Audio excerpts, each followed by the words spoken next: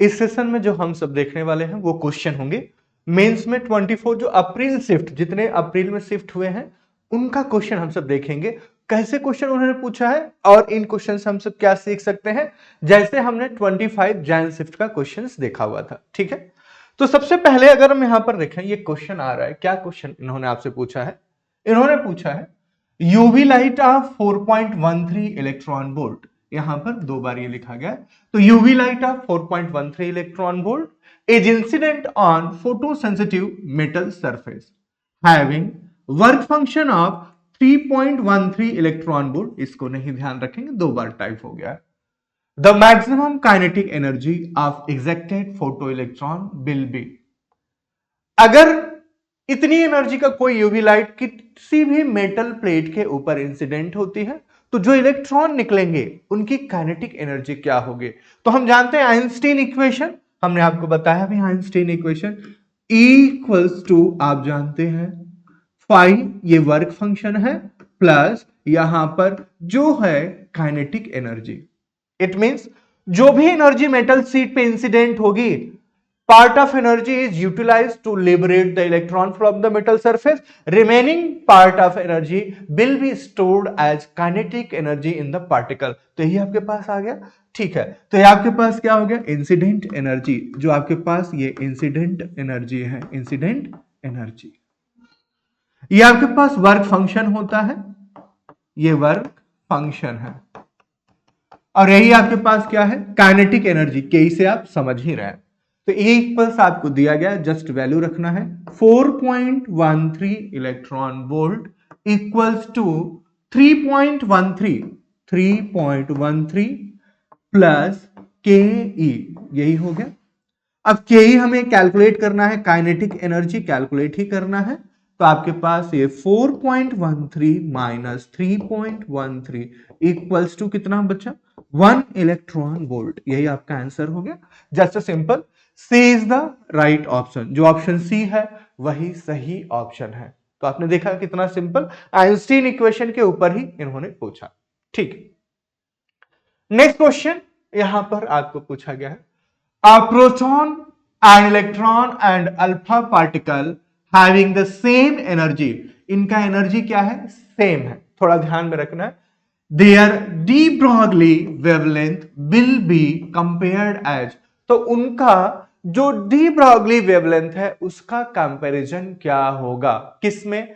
अगर ये proton, electron and alpha particle है। अच्छा, हमें एक बात पता है क्या?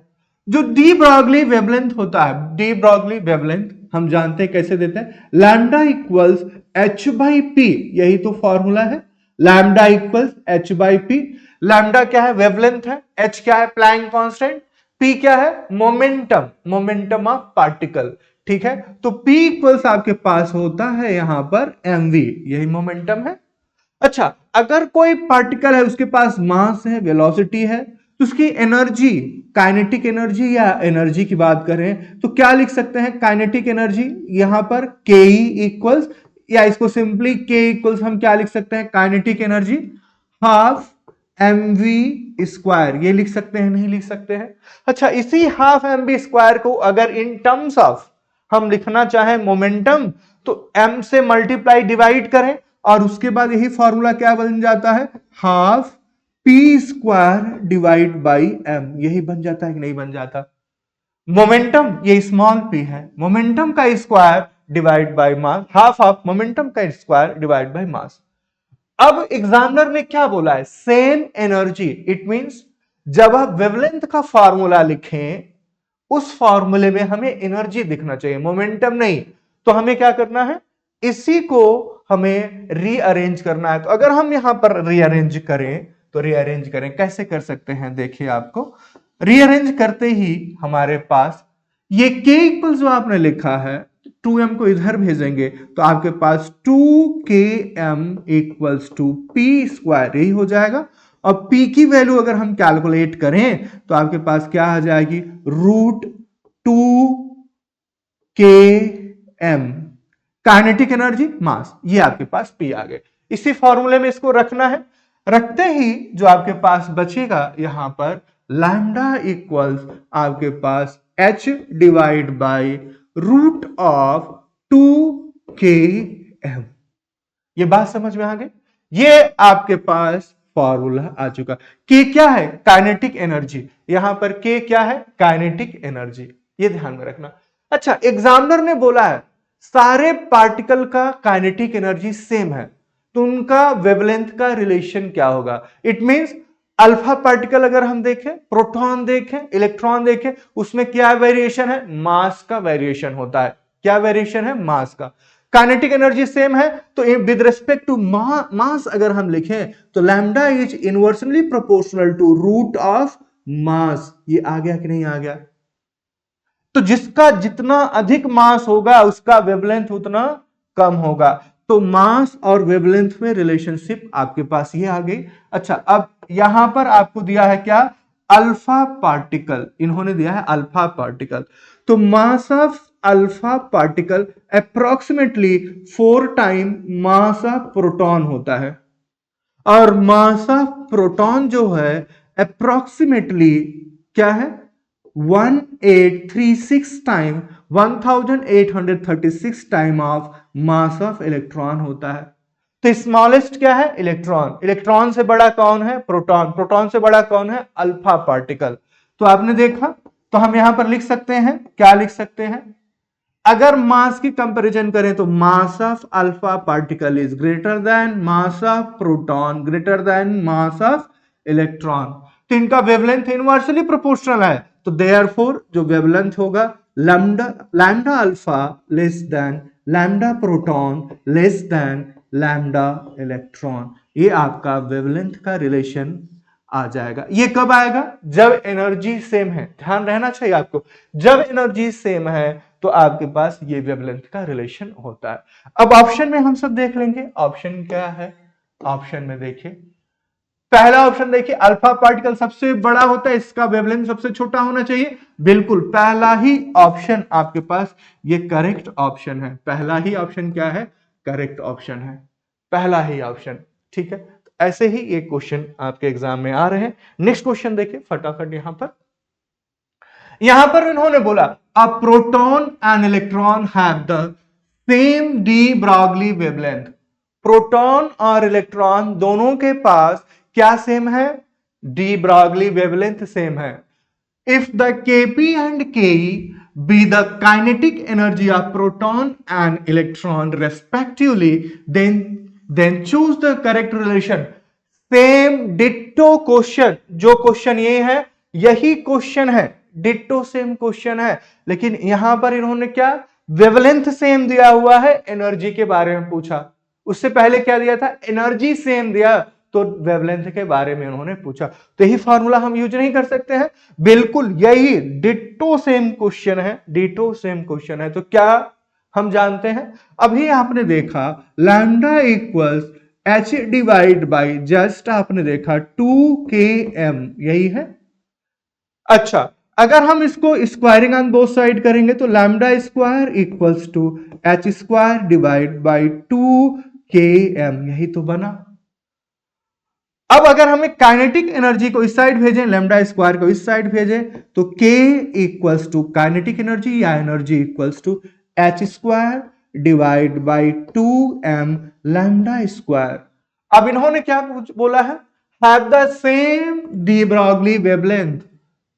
अगर डी ब्रॉगली वेवलेंथ सेम हो गया तो ये कांस्टेंट हो जाएगा, लैम्डा कांस्टेंट हो जाएगा, ये प्लैंक कांस्टेंट कांस्टेंट होता ही है। अब आपके पास क्या बचा? मास। इसका मतलब जिसका मास जितना ज्यादा होगा उसकी काइनेटिक एनर्जी एनर्जी कम होगी। ये बात हो गई। तो यहीं से हम सब लिख सकते हैं क्या? यहीं से हम लिख सकते हैं डिट्टो। यहां से क्या लिख सकते हैं? जो काइनेटिक एनर्जी है वो इनवर्सली प्रोपोर्शनल है किसके? मास के। कब? जब लैम्डा क्या है? सेम है। जब लैम्डा क्या है? सेम है। अब आपको यहां पर प्रोटॉन और इलेक्ट्रॉन दिया है, हम जानते ही हैं प्रोटॉन इलेक्ट्रॉन में relationship. Mass of proton greater than mass of electron कितना होता है? यहीं पर लिखते हैं mass of proton equals 1836 approx M ही होता है। ये आपने देखा। अगर मास ऑफ प्रोटॉन ज्यादा है तो काइनेटिक एनर्जी या energy of proton is less than kinetic energy या एनर्जी ऑफ इलेक्ट्रॉन। तो Kp is less than Ke, जहां पर होगा Kp is less than Ke, यही आपके पास ये आंसर हो जाएगा। तो जो प्रोटॉन की यहां पर एनर्जी है वो लेस देन इलेक्ट्रॉन की एनर्जी है जब वेवलेंथ सेम है, जब वेवलेंथ सेम है। ठीक, तो ये ऑप्शन हो गया।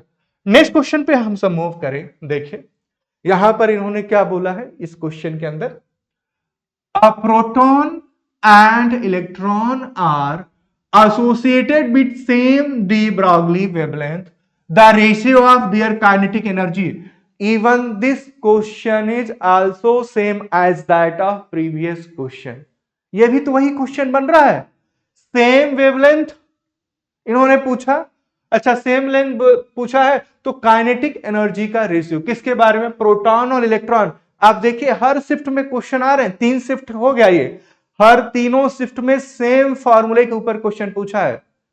यहां पर 24 की बात हो रही है, तो ठीक है सेम क्वेश्चन के ऊपर पूछा है। तो हमने देखा जस्ट अभी आपने क्या देखा है, ये जो डेरिवेशन हमने यहां पर किया, यहां पर यही तो उन्होंने पूछा था, यही वाला तो है। ठीक है, इसी को हम सब वहां पर लिख लेते हैं। तो kinetic energy is inversely proportional, just आपने फिर से लिखने की जरूरत नहीं है, जस्ट हमने किया था वहां पर वही यूज कर रहे हैं। काइनेटिक एनर्जी इक्वल्स, अगर आप लिखना भी चाहें तो H square divide by 2m lambda square. अब वेवलेंथ क्या है, सेम वेवलेंथ है, तो हम यहां पर kinetic energy is inversely proportional to 1 by mass, यही है। तो अगर ये होता है तो दो पार्टिकल के लिए अगर हमें लिखना है, तो दो पार्टिकल के लिए लिखना है तो हम क्या लिख सकते हैं, K1 काइनेटिक एनर्जी या energy of two particle K1 divide by K2 equals M2 divide by M1, M2 divide by M1।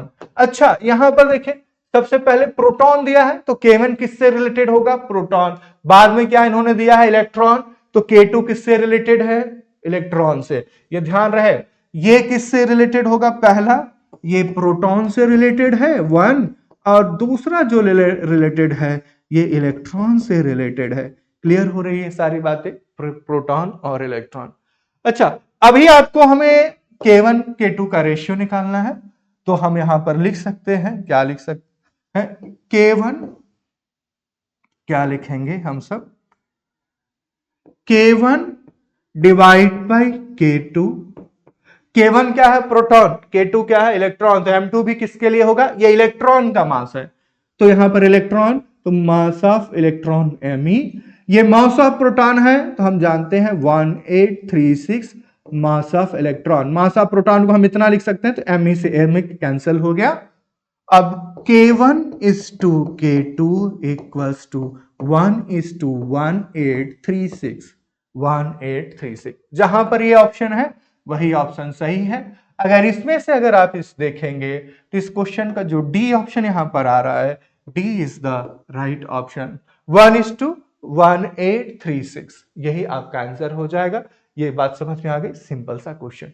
आपने 3 क्वेश्चन देखा, 3 शिफ्ट में आए, सेम फॉर्मूले पे आ रहे हैं, सेम कॉन्सेप्ट पर भी आ रहे हैं। आगे क्वेश्चन हम सब देखते हैं नेक्स्ट क्वेश्चन इन्होंने क्या पूछा। यहां पर इन्होंने पूछा average force exerted on non reflecting surface at normal incident is 2.4 into 10 power minus 4 Newton if 360 watt per centimeter is the light energy flux during span of 1 hour 30 minutes। इन्होंने बोल रहे हैं क्या, कोई एक नॉन रिफ्लेक्टिंग सरफेस है, इसका तो उसमें रिफ्लेक्शन नहीं हो रहा है, तो क्या करेगा, जितनी लाइट इसके ऊपर इंसिडेंट होती है सारी लाइट वो क्या कर रहा है, एब्जॉर्ब कर ले रहा है। क्या करेगा, एब्जॉर्ब कर रहा है, ठीक है इतना एब्जॉर्ब कर रहा है। अच्छा एब्जॉर्ब कर रहा है तो वहां से क्या हो जाएगा, वो जो फोटोन, जब लाइट है तो आप जानते हैं फोटोन वो बिहेव करता है पार्टिकल जैसा, जब ये सरफेस से टकराएगा तो यहां पर क्या होगा, चेंज इन मोमेंटम हो सकता है। अगर चेंज इन मोमेंटम है तो वहां पर फोर्स जनरेट होगा, क्या होगा, फोर्स जनरेट होगा। ठीक है, अच्छा फोर्स आ गया, is the light energy flux during the span of, इतने समय के लिए यहां पर गिरता है। Then the area of surfaces, जो वो सरफेस के ऊपर, मान लेते हैं ये सरफेस है, यही आपके पास सरफेस है, इस सरफेस का एरिया, अगर लाइट यहां पर इंसिडेंट, नॉर्मली इंसिडेंट हो रही है तो इसको हम सब यहां से हटा देते हैं, नॉर्मल इंसिडेंट है, ठीक है।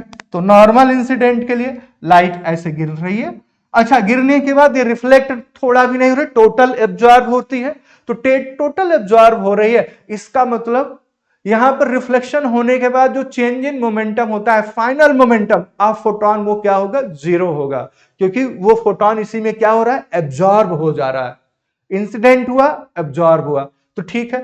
तो यहां पर पी आई क्या है, initial momentum, small P I ये मान लेते हैं, और ये पी एफ क्या है आपके पास, ये फाइनल मोमेंटम, जो कि एब्जॉर्ब हो जाने के कारण, ये हमने आपको पढ़ाया भी है, पीएफ अगर एब्जॉर्ब हो जाता है तो पीएफ क्या हो रहा है, जीरो। अगर 100% रिफ्लेक्शन हो जाता तो ये जीरो नहीं होता, ये पी आई और पीएफ मैग्नीट्यूड में बराबर होते बट अपोजिट इन डायरेक्शन होते। बात समझ में आई, टकराया, टकराने के बाद एब्जॉर्ब हो गया, इसलिए फाइनल मोमेंटम क्या हो जाएगा, जीरो। अब यहां तक आपको ये सारी बातें समझ में आ गई हैं, तो सब डेटा को हमें यूटिलाइज करना है, ठीक है। तो हम सब यूटिलाइज कर भी लेते हैं, थोड़ा इसको हम सब छोटा कर लेते हैं, छोटा करके एक साइड रख लेते हैं।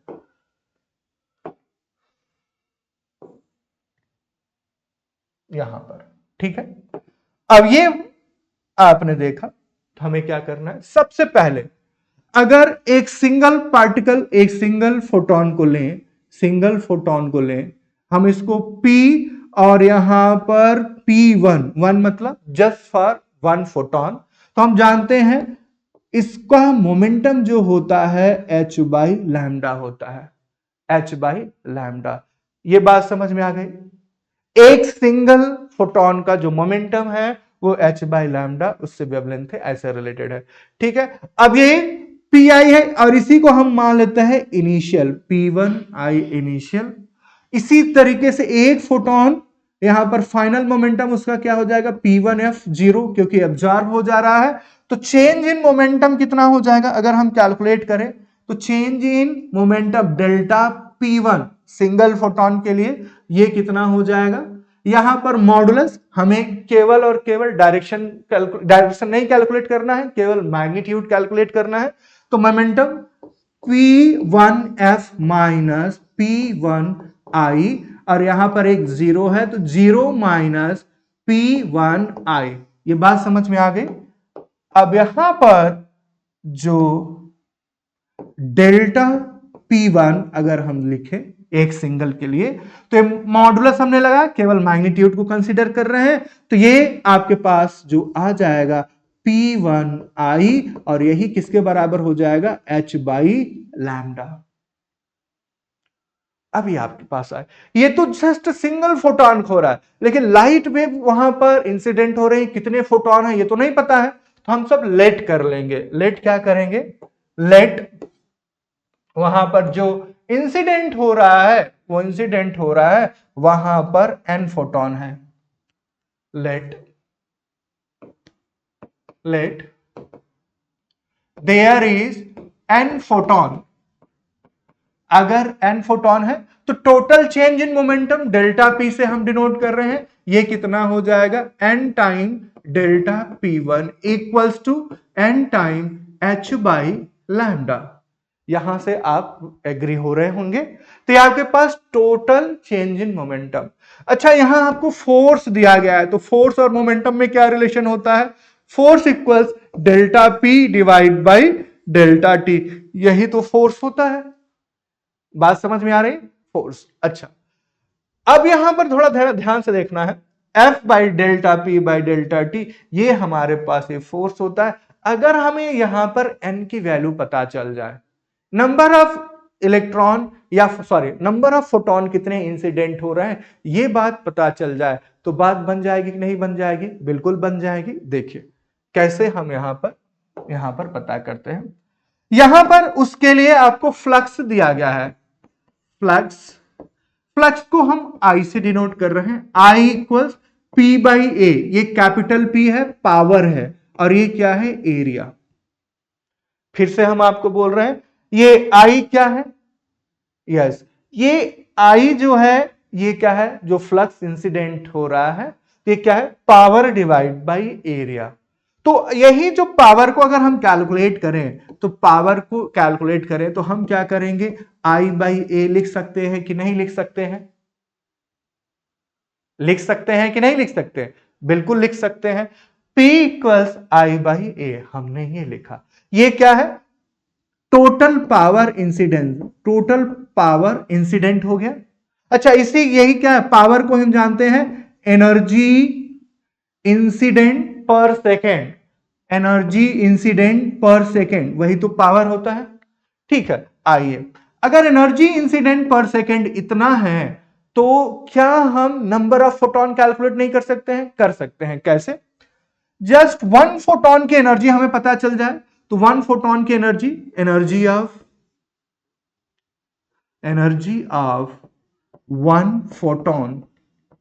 वन फोटोन वो कितना होता है?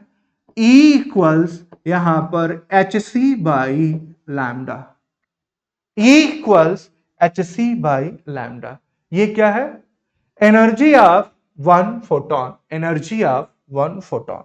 ठीक है, ये आपको पता चल गया। तो नंबर ऑफ फोटोन कितने हो जाएंगे? n equals number of photon. जब आप कैलकुलेट करेंगे तो यहां पर आप थोड़ा ध्यान देना है आपको, आई ए ये एनर्जी हो गई और यहां पर एच सी बाई लैम्डा ये नंबर ऑफ फोटोन आ गए।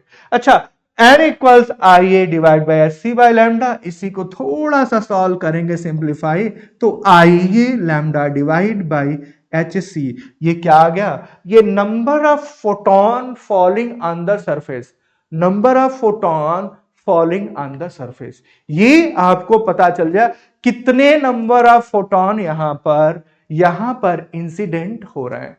ठीक है, अब नंबर ऑफ फोटोन पता चल गया, हमें कैलकुलेट क्या करना है? Change momentum, sorry force. तो देखिए फोर्स कितना आ गया।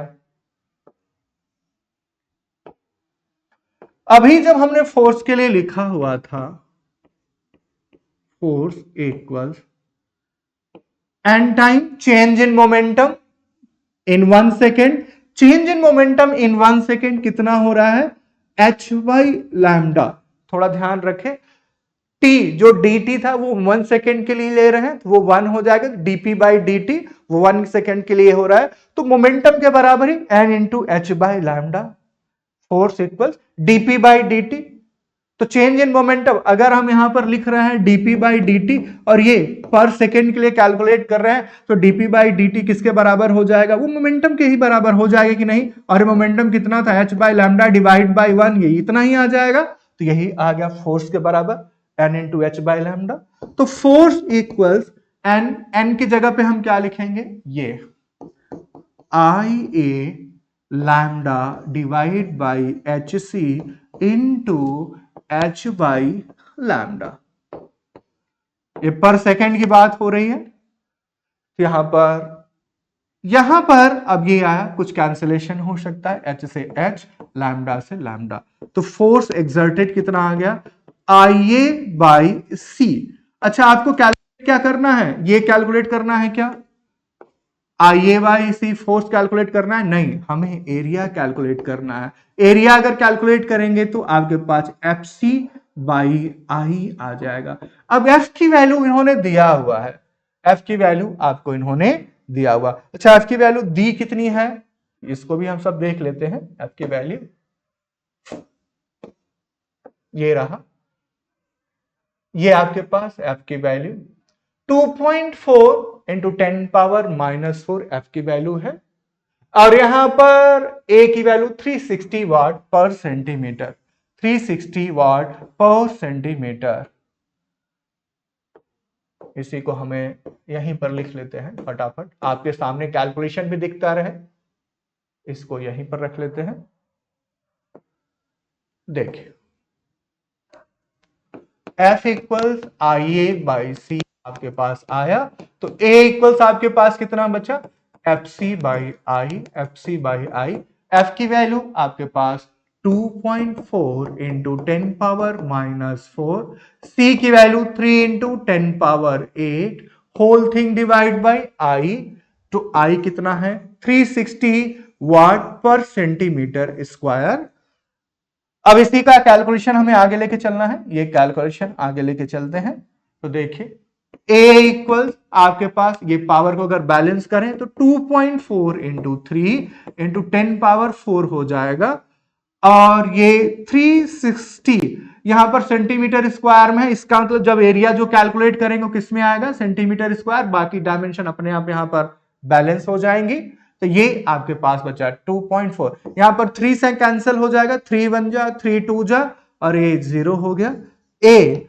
अब यहां पर अगर हम पावर को यूटिलाइज करें तो 240 इंटू 100 10 पावर 4 की वजह से, और यहां पर 120।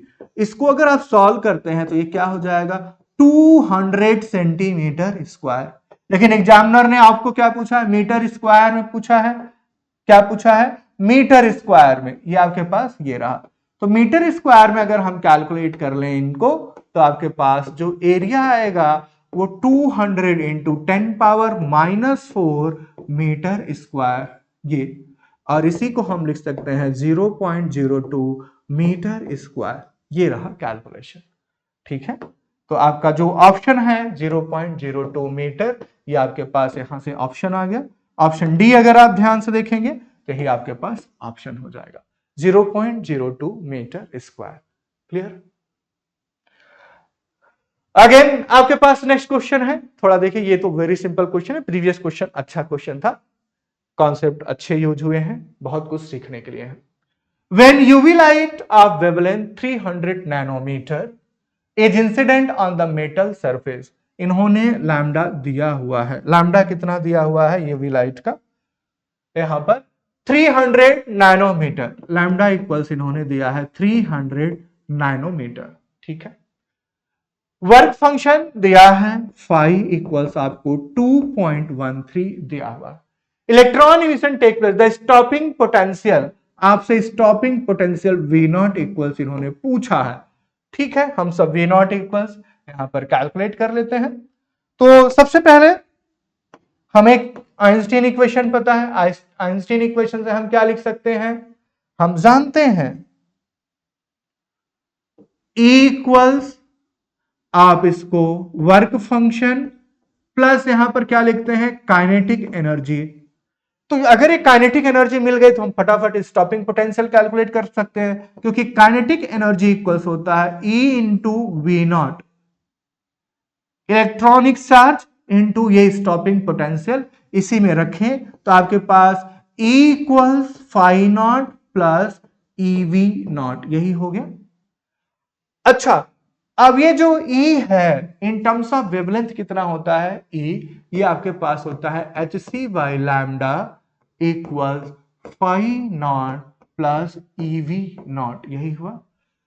hc की वैल्यू उन्होंने दिया है 1240 इलेक्ट्रॉन वोल्ट न्यूटन में नैनोमीटर, तो हम यहां पर लिख सकते हैं से 1240 eV nm, whole thing divide by lambda की वैल्यू 300 नैनोमीटर, यहां पर नैनोमीटर से नैनोमीटर कैंसिल हो गया, ये एनएम है, nm equals to 2.13 plus eV naught, ये आपको दिया गया है प्लस ईवी नॉट। अब इसको सॉल्व करें, ये 0 0 तो यहां से यहां पर पॉइंट आ गया, कैंसिल करेंगे तो 3 4 जा पॉइंट 3, यहां पर 1 जा, और 1 जा के बाद आपके पास देखिए 1 बचा 10 हो जाएगा 4.13 के आसपास, तो 4.13 eV electron volt equals to 2.13 electron volt plus eV naught. अब इसको इस साइड लेके आएंगे 2.13 और इसको सब्ट्रैक्ट कर देंगे, इस साइड आएगा माइनस हो जाएगा, तो क्या बचेगा 2 electron volt equals EV not. Electronic charge से इलेक्ट्रॉनिक चार्ज कैंसिल हो गया, तो स्टॉपिंग पोटेंशियल कितना आ जाएगा आपके पास 2 वोल्ट, ये आपके पास कितना आया 2 volt, 2 volt is the answer. तो जो सी ऑप्शन है ये राइट ऑप्शन है, सी ही क्या है, सही ऑप्शन है। क्लियर? नेक्स्ट क्वेश्चन देखिए, in the photoelectric experiment energy of 2.48 electron volt irradiates a photosensitive material। ठीक है, आपके पास एनर्जी दी गई है। The stopping potential was measured to 0.5 electron volt। Work function of photosensitive material is very simple question। E equals आपके पास दिया गया है phi naught plus यहां पर आपके पास स्टॉपिंग पोटेंशियल के, और ये के की जगह पे आप देखें यहां पर हम जानते हैं के इक्वल्स क्या होता है, ईवी नॉट। अगर कैलकुलेट स्टॉपिंग पोटेंशियल दिया है तो यहां पर कितना दिया है 0.5, तो आपके पास ये अगर वैल्यू रखेंगे 0.5 वी नॉट की जगह पे ये ई है, तो इलेक्ट्रॉन वोल्ट एनर्जी में कन्वर्ट हो गया 0.5 इलेक्ट्रॉन वोल्ट। तो ये यहां पर के इक्वल्स ये हो गया। ई आपको दिया गया है, ई कितना दिया है 2.48 equals to phi naught plus K E की वैल्यू कितना आ गई 0.5 इलेक्ट्रॉन वोल्ट। अच्छा, अब इसको ये भी ईवी में ही है, इसको इस साइड लेके अगर आप सॉल्व करते हैं फाई नॉट, तो यहां पर 2.48 माइनस 0.5 इसको सॉल्व करेंगे तो 1.98 इलेक्ट्रॉन वोल्ट। आपके पास फाई नॉट कितना आ गया 1.98 electron volt. C is the right option. Direct फॉर्मूले पे ही क्वेश्चन था।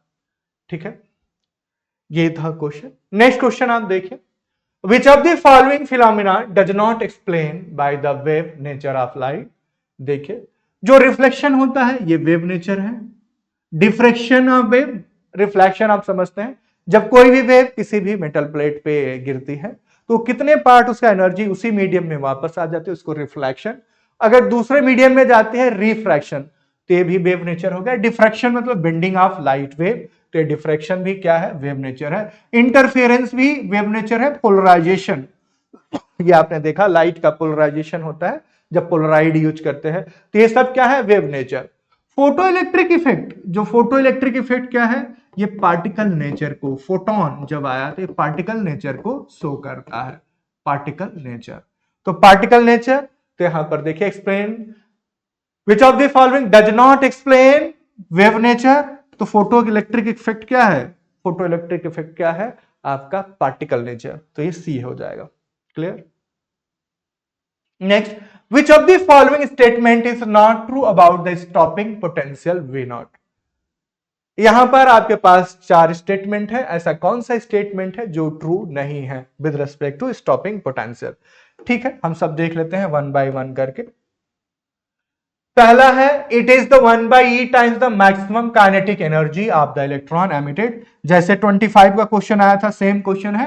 कैसे, यहां पर देखिए, अगर हम जानते हैं एनर्जी, यहां पर E equals to work function plus kinetic energy, और काइनेटिक एनर्जी इक्वल्स होता है E into V naught stopping potential.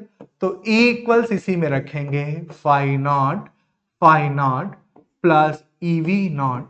इसी को अगर वी नॉट इक्वल्स कैलकुलेट कर ले तो वी नॉट इक्वल्स अगर हम कैलकुलेट करेंगे तो E minus phi naught divide by यहां पर E minus phi naught divide by E। तो ये एक रिलेशन यहां पर हो गया, दूसरा रिलेशन यहां पर है। तो V नॉट इक्वल्स के एक लिख सकते हैं 1/e इंटू काइनेटिक एनर्जी, ये के मैक्स होता है। तो ये दो रिलेशन है, इन्हीं दोनों के ऊपर सारे क्वेश्चन आ ही रहे हैं। देखिए, it is 1/e times of maximum kinetic energy of electron emitted. Yes, ये सही है। इन्होंने पूछा क्या, नॉट ट्रू, तो ये तो सही स्टेटमेंट है। दूसरा देखिए, it increases with increase in intensity of the incident light. थोड़ा ध्यान रखें, इंटेंसिटी का मतलब क्या है, नंबर ऑफ फोटोन जो है वो बढ़ा रहे हैं, इससे क्या होगा, नंबर ऑफ इलेक्ट्रॉन एमिटेड बढ़ेगा, उससे क्या होता है, करंट, फोटो करंट बढ़ेगी। बात समझ में आए? लेकिन अगर इसकी हर एक फोटोन की फ्रीक्वेंसी बढ़ाते, तो फ्रीक्वेंसी बढ़ाने से काइनेटिक एनर्जी बढ़ती है, ना कि इंटेंसिटी। इंटेंसिटी बढ़ाने से फोटो करंट बढ़ता है। Photo current, more photon incident on the metal plate, more electron emitted, ज्यादा इलेक्ट्रॉन अगर एमिट हो रहे हैं तो ज्यादा करंट फ्लो होगी। अच्छा, काइनेटिक एनर्जी के लिए एक ही फोटोन जो पहले इंसिडेंट हो रहा है उसकी अगर फ्रीक्वेंसी बढ़ाएंगे तो जो इलेक्ट्रॉन यहां से एमिट हुआ उसकी काइनेटिक एनर्जी बढ़ेगी। बात समझ में आ रही है? सिंगल फोटोन की अगर फ्रीक्वेंसी हम बढ़ाते हैं तो जो इलेक्ट्रॉन एमिट हो रहा है उसकी काइनेटिक एनर्जी बढ़ती है, क्योंकि यही एक सिंगल फोटोन अपनी एनर्जी ट्रांसफर कर देता है इलेक्ट्रॉन को। ज्यादा फ्रीक्वेंसी का मतलब ज्यादा एनर्जी का मतलब इलेक्ट्रॉन को ज्यादा एनर्जी ट्रांसफर। तो यहां पर देखिए ये स्टेटमेंट गलत है, तो यही आपका ऑप्शन सही होगा। It increases with increase in the intensity potential incident of light. नहीं, काइनेटिक एनर्जी जब बढ़ी नहीं रही है इसका तो स्टॉपिंग पोटेंशियल नहीं बढ़े। क्यों? जो स्टॉपिंग पोटेंशियल और काइनेटिक एनर्जी में ये रिलेशन है, काइनेटिक एनर्जी बढ़ती है तभी स्टॉपिंग पोटेंशियल बढ़ता है। It depends on the nature of emitter material, obviously ये stopping potential. Nature of material मतलब वर्क फंक्शन, जितना ज्यादा वर्क फंक्शन होगा उतना कम आपको स्टॉपिंग पोटेंशियल सेम फ्रीक्वेंसी के लिए अप्लाई करना होता है। ठीक है, it depends upon the frequency of, yes ये भी सही स्टेटमेंट है। तो आपका ऑप्शन जो हो जाएगा वो बी हो जाएगा। यहां पर देखिए स्टेटमेंट दिया है, given below are two statement. Statement 1 क्या बोल रहा है? यहां पर figure shows the variation of stopping potential with frequency for two photosensitive material M1 and M2. The slope gives the value of h by E, where h is the Planck constant and E is the charge of electron. ये हो गया। Next यहां पर statement 2 क्या बोल रहा है? M2 will emit photo electron of, यहां पर ग्रेटर एनर्जी देखते हैं इसमें, और ऑप्शन इसका नेक्स्ट पेज पे है और ये यहां पर है। ठीक है, इसको हमें थोड़ा इसको वन साइड में कर लेते हैं। ये क्वेश्चन थोड़ा सा अधूरा है, फिर भी हम इसको पूरा कर लेते हैं। यहां पर क्वेश्चन में देखिए आपको क्या दिया गया है।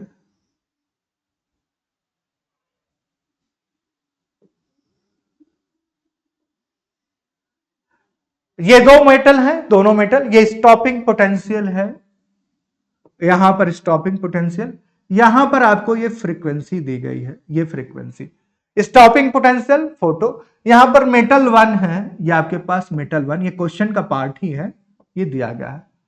ठीक है, अब बोल रहे हैं figure shows the variation of stopping potential with frequency nu for two photosensitive material M1 and M2. The slope gives the value of h by E. जो इनका स्लोप है वो क्या दे रही है? Value of h by E दे रहे हैं, where h is the Planck constant and E is the charge of electron. अच्छा, इसको हमें करने के लिए हमें क्या करना है? पहले स्टेटमेंट को ही हम पहले सॉल्व कर लेते हैं। देखिए यहां पर E इक्वल्स हम जानते हैं work function phi naught plus यहां पर के की जगह पे हम जानते हैं जो के होता है वो क्या होता है? K equal e into V naught, stopping potential. तो डायरेक्ट हम यही यूज कर रहे हैं। हमें स्टॉपिंग पोटेंशियल के लिए चाहिए तो हम क्या कर सकते हैं? देखिए वी नॉट इक्वल्स हम लिख सकते हैं stopping potential E by E minus phi not by E. अच्छा, ये वी नॉट ई इक्वल्स क्या होता है? एच न्यू रखेंगे तो आपके पास H by E into nu, E की वैल्यू एच न्यू होती तो हमने रख दिया, ये फाई नॉट ई। थोड़ा ध्यान से देखेंगे आप, ये y equals M X plus C की जगह पे ये पूरा कांस्टेंट टर्म है, m की जगह पे h बाई ई है, x की जगह पे क्या है? ये फ्रीक्वेंसी न्यू है।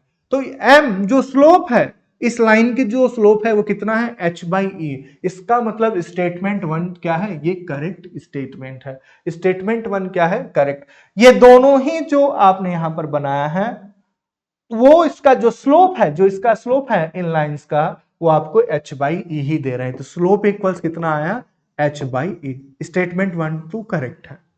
दूसरा M2 विल, थोड़ा यहां पर ध्यान दें, M2 will emit photo electron of greater kinetic energy for the incident radiation having same frequency in the light of the above statement, choose the most appropriate answer from the option given below. उन्होंने बोला कि जो M2 है, जब यहां से कोई electron निकलेगा उसकी काइनेटिक एनर्जी ज्यादा होगा। थोड़ा सा हम इसके बारे में देखते हैं। देखिए, हम इसको सॉल्व करने के लिए वेरी सिंपल है, इसी ग्राफ को आप यहां पर बढ़ाएंगे। अगर हम M2 को यहां पर ट्रेस बैक करें तो यहां पर इंटरसेप्ट करेगा, और अगर अगर M2 को ट्रेस बैक करें यहां पर इंटरसेप्ट करेगा। मान लेते हैं M1 है, तो यहां पर जो फाई नॉट हमने लिखा है, तो दोनों के लिए, एक के लिए फाई 1 आएगा, एक के लिए फाई 2 आएगा। तो यहां पर जो इंटरसेप्ट आया फाई 1 डिवाइड बाई ई, और यहां पर आपके पास आता है phi 2 divide by E minus K साथ। जो इंटरसेप्ट आ रहा है ये फाई नॉट बाई ई है। जनरल इक्वेशन में मेटल M1 M2 के लिए फाई 1 फाई 2 हमने यूज किया है, तो आप देख पा रहे हैं कि नहीं। अब एक बात आप थोड़ा ध्यान रखें, E फॉर क्या होता है, चार्ज ऑफ इलेक्ट्रॉन। तो अगर हम वर्क फंक्शन मेटल 1 का देखें तो उसका जो वर्क फंक्शन है, इसका जो लेंथ देखिए, तो इसका वर्क फंक्शन कम है compare to work function of metal 2। तो यहां से हमें पता चल रहा है वर्क फंक्शन यहां पर हम W से डिनोट कर रहे हैं। W1 इक्वल्स क्या हो जाएगा, intercept into electronic charge, phi 1 divide by E into E, तो आपके पास आया फाई 1। W2 क्या आएगा, यहां पर phi 2 divide by E into ई।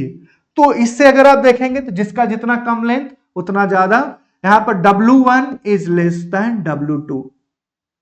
अब वर्क फंक्शन ऑफ मेटल 1 कम है, वर्क फंक्शन ऑफ मेटल 2 ज्यादा है, तो इससे क्या हो जाएगा, सेम एनर्जी इंसिडेंट हो रही, E की वैल्यू सेम है, तो आपके पास E इक्वल्स आप जानते हैं work function plus kinetic energy. Work function, और इसी वर्क फंक्शन को हम W से रिप्रेजेंट कर दे रहे हैं, क्योंकि हमने यहां पर E equals W0 plus kinetic energy.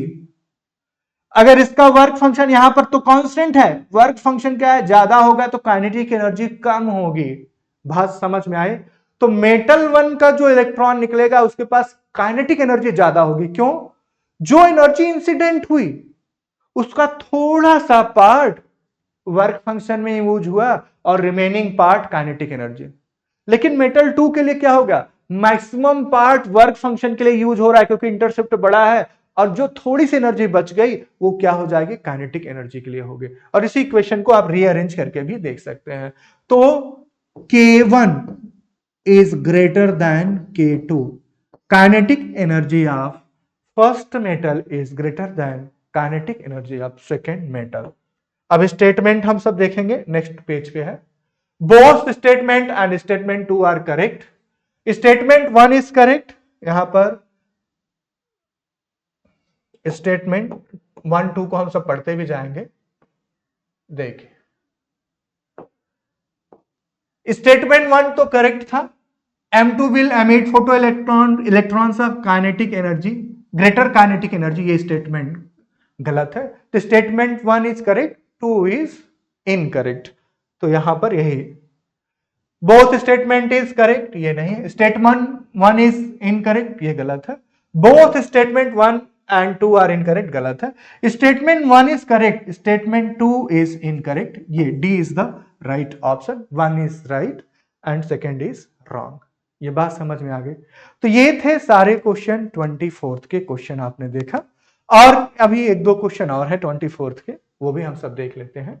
देखिए, given below are two statement, one is labelled as assertion and other is labelled as reason R. Assertion दिया हुआ है, क्या दिया हुआ है, number of photon increases with increase in frequency of light. अगर frequency of light बढ़ाते हैं तो यहां पर फोटोन क्या बढ़ता है, क्या नहीं, इंटेंसिटी से बढ़ता है, ये गलत है।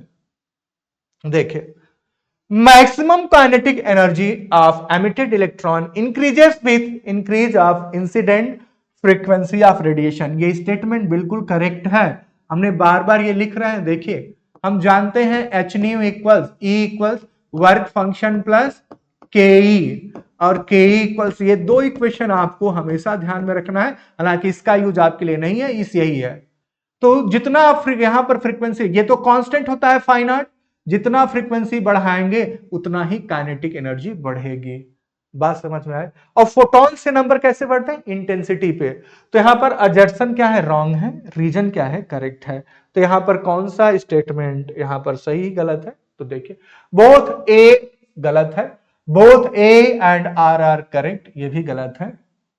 Assertion is not correct but reason is correct, C is the option. Assertion यहां पर गलत था, रीजन यहां पर सही है, यहां पर आर वाला स्टेटमेंट सही था, तो आपका ऑप्शन यहां पर सी हो जाएगा। Next, which figure shows the correct variation of applied potential difference with the photoelectric current I at two different intensities of light I1 less than I2 of same wavelength। यहां पर सेम वेवलेंथ का मतलब जो incident energy हो रही है वो same है। आप जानते हैं इंटेंसिटी या करंट, जो फोटो करंट होती है प्रोपोर्शनल टू क्या होती है? इंटेंसिटी। इंटेंसिटी की प्रोपोर्शनल होती है। अच्छा, जो काइनेटिक एनर्जी है वो किसके प्रोपोर्शनल में होता है? वो फ्रीक्वेंसी के प्रोपोर्शनल में।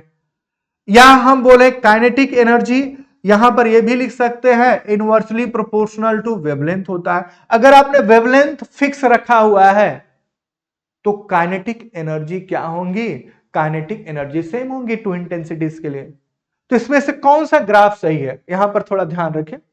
जब हम पहला देखें करंट, ये करंट है और ये क्या है आपके पास? यहां पर फ्रीक्वेंसी, यहां पर लिखा भी है फोटो डिफरेंस, यहां पर पोटेंशियल डिफरेंस है, पोटेंशियल डिफरेंस है जिसको आप स्टॉपिंग पोटेंशियल में यूज करते हैं। अच्छा, काइनेटिक एनर्जी अगर कांस्टेंट है, लैम्डा कांस्टेंट, तो kinetic energy constant implies stopping potential भी क्या होना चाहिए? कांस्टेंट, सेम होना चाहिए। यहां पर अगर आप इंटेंसिटी वेरी कर रहे हैं, यहां पर क्या वेरी हो रहा है? यहां पर वेरी हो रहा है, क्या वेरी हो रहा है? Stopping potential. Stopping potential depends on the frequency और वेवलेंथ, लेकिन आपने क्या कहा है? वेवलेंथ क्या है? कांस्टेंट है। वेवलेंथ क्या है? सेम है, सेम वेवलेंथ। तो यहां पर दो स्टॉपिंग पोटेंशियल तो नहीं आ सकता, ये तो गलत है। ठीक है, यहां पर भी दो स्टॉपिंग पोटेंशियल है, गलत है। यहां पर भी देखिए दो स्टॉपिंग पोटेंशियल है, गलत है। सिंगल स्टॉपिंग पोटेंशियल वाला कौन सा कर्व है? ये सी जो ऑप्शन है, हाँ यही वाला है। लेकिन इसमें भी ध्यान से देखना है, एक ऑप्शन ऐसा भी कर सकते थे I2 I1, ये ऊपर और नीचे कर सकते। देखिए इंटेंसिटी ज्यादा तो करंट ज्यादा, इसलिए I2 का ग्राफ ऊपर से जाएगा, I1 का ग्राफ नीचे से। तो ये सी वाला जो ऑप्शन है, ये C option is the right option. अगर यहां पर हम सब सी को बोले तो ये यहां पर ये ऑप्शन सही है। बाकी सब में डिफरेंट स्टॉपिंग पोटेंशियल से ही आपका आंसर हो गया। ये बात समझ में आए? तो ये सारे क्वेश्चन कौन से थे? जो 24 के अप्रैल सेशन में आए थे। नेक्स्ट वीडियो में हम सब देखेंगे 24 के जैन फेब शिफ्ट में जो क्वेश्चंस आए हुए हैं। तो आप हमारे साथ बने रहे, इसके लिए धन्यवाद। जय हिंद।